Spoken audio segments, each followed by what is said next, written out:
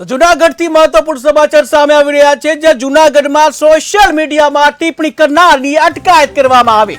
જૂનાગઢમાં સોશિયલ મીડિયામાં ટિપ્પણી કરનારની અટકાયત, ત્યાં જૂનાગઢમાં પીએમ મોદી વિરુદ્ધ કરી હતી ટિપ્પણી, ત્યારે હૈદર ઇકબાલ કુરેશી નામના યુવાને કરી હતી ટિપ્પણી, ત્યારે યુવાનની અટકાયત કરી આગળની કાર્યવાહી હાથ ધરવામાં આવી કે જ્યાં સમગ્ર ભારતમાં લોકસભા ચૂંટણીનો માહોલ જામ્યો છે, ત્યારે ટૂંક સમયમાં જે 2 એપ્રિલે જૂનાગઢમાં પીએમ મોદી સભા કરવા આવી રહ્યા છે, જ્યાં જૂનાગઢમાં સોશિયલ મીડિયામાં ટિપ્પણી કરનારની અટકાયત કરવામાં આવી છે, ત્યારે જૂનાગઢમાં પીએમ મોદી વિરુદ્ધ કરી હતી આ ટિપ્પણી, ત્યારે હૈદર ઇકબાલ કુરેશી નામના યુવાને કરી હતી આ ટિપ્પણી, ત્યારે યુવાનની અટકાયત કરી આગળની કાર્યવાહી હાથ ધરવામાં આવી।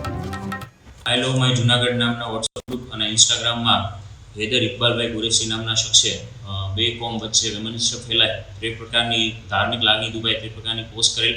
ત્યારબાદ દેશના માનનીય પીએમ સાહેબ વિરુદ્ધ પણ વિવત શબ્દ પ્રયોગ કરતી પોસ્ટ કરેલ અને ત્યારબાદ ડિલીટ કરી દીધેલી। આમ આઈપીસીની કલમ 153B 505(2) 504 અને પુરાવાનો નાશ કરી 201 મુજબનો ગુનો દાખલ કરવામાં આવેલો છે। એસઓજી દ્વારા આ બાબતે પૂરતી તપાસ કર્યા બાદ આ જે આરોપી છે હૈદર ઇકબાલભાઈ કુરેશી તેના વિરુદ્ધ એ ડિવિઝન પોલીસ સ્ટેશનમાં ગુનો દાખલ કરવામાં આવેલો છે અને હાલ તેની તપાસ એ ડિવિઝન પીઆઈસી કરી રહી છે। સર કઈ કલમ એડ કરી?